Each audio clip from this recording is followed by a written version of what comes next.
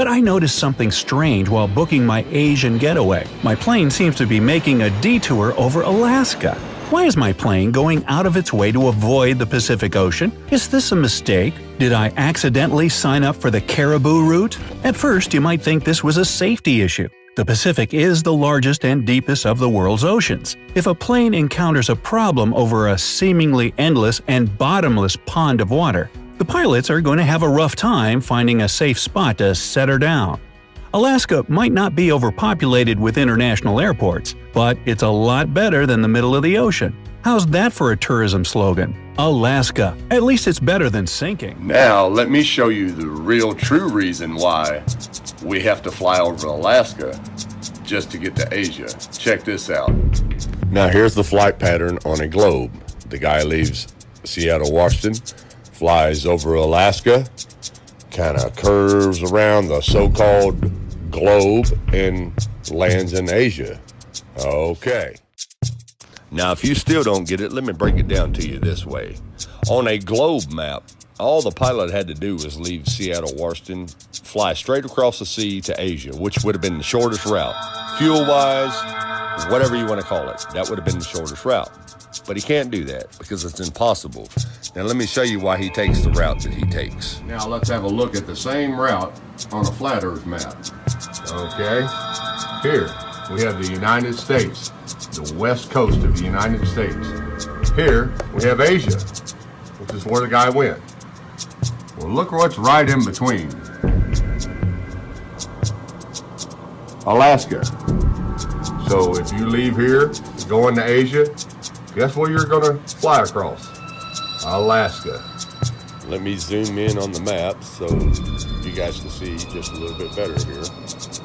As you can see right there, Alaska, right in between Asia and the United States. Now, let's put a marker on there so you guys can see it's a straight line, straight across, and Alaska is right in between. So as you can see, they don't choose to fly that route. They have no choice but to fly that route. Now, like I've told you many times before, it's really simple. Thanks for watching, and God bless.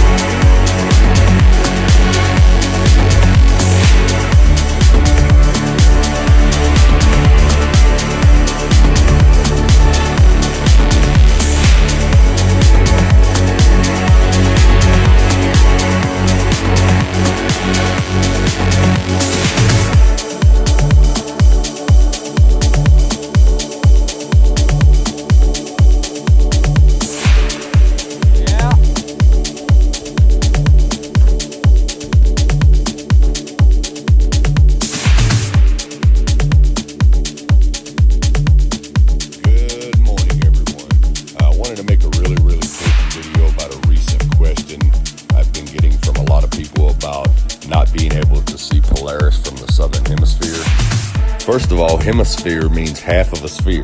They like to use that word to fit their globe model. But it's really only northern sky and southern sky. But we're going to use the word hemisphere so people understand what we are talking about in the video. Now, the globe earthers are saying since you can't see Polaris from the southern hemisphere, proves that the Earth is a ball. Well, it is true that anyone 23.5 degrees south of the equator cannot see Polaris. And you can't see it at all. And here's the reason why you can't see it. Think of it like this. If you're in Australia or South America or Africa, South Africa, can you see the sun in North America over Canada and the United States? No, you can't. It's dark where you are. You can't see the sun. As big and as bright as the sun is, you can't see it over America from Australia, South Africa, or South America. And as all you flat earthers know, the reason that you can't see it is because it's gone out of your perspective. Well, the same thing works with Polaris. The only difference is you will see the sun tomorrow in the southern hemisphere, but you will never see Polaris. And here's the reason why. Because the sun rotates. It comes back around over your head. Well, Polaris doesn't do that. Polaris stays in one spot, which is over the North Pole. It's permanently fixed there in the firmament. So it never comes into your perspective. The only way you can see it is if you come to the northern hemisphere. Now, science will tell you that the reason that you can't see it from the southern hemisphere is because of the curvature of the earth. But they also tell you that you can't see the boat anymore because it disappeared over the curvature of the earth. And they also tell you the reason the sun disappears beyond the horizon is because it disappeared over the curvature of the earth. But we all know that if you use a good telescope, you can bring the boat back into view and you can bring the sun back into view. But here's the big difference. The earth is so big, you cannot bring Polaris into view from the southern hemisphere. It's just too far away. Now think about it like this. If we all live on the same street, we can all see the street light at the end of the street. But someone 2 miles away can't see that street light at the end of our street. But if they come over here onto our street, well, they can see the street light at the end of the street. I mean, it's really, really simple. The reason you can't see Polaris from the southern hemisphere is because it's due to perspective. It has nothing to do with you being on the other side of a big round ball. Just like I showed you with a flashlight, once I move the flashlight so far out of your perspective, you can't see it anymore. But the floor is still flat. My floor isn't curved. My flashlight didn't go over a curve. It just went out of your perspective. The only difference with Polaris, like I said, is it never comes into your perspective in the southern hemisphere. You never see it because it doesn't rotate. It doesn't move like the rest of the stars in the firmament. It's just like if you're in the north, there are certain stars that you can't see that are in the southern hemisphere. And science actually tells you this, as you can see right here. If you can't see the entire constellation, it's likely too close to the horizon line and are too far north or south for complete viewing. Now that's the same thing I told you with the sun. You cannot see the sun over North America from Australia. So if you can't see the sun in North America from Australia, then you definitely can't see Polaris, which is in the center of the North Pole and never moves or rotates or goes anywhere. It never rotates. It never comes over your head like the rest of the stars, the sun and the moon do. So anyways, there's your answer. The reason you can't see Polaris in the southern hemisphere is because it's simply just too far away on a flat earth, beyond the limit of our vision. Thanks for watching, and God bless.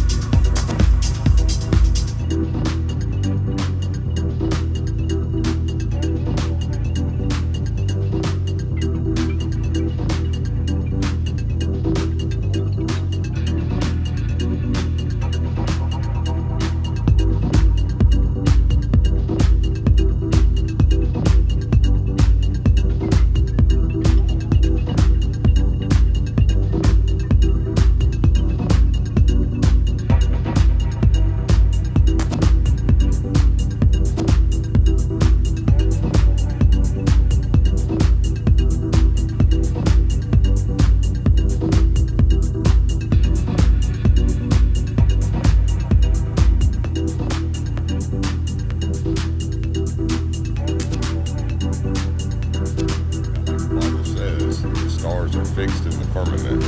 So there you have seen it, simple proof that the stars and the planets are nothing more than the sun reflecting through the glass firmament and the waters above. Thanks for watching.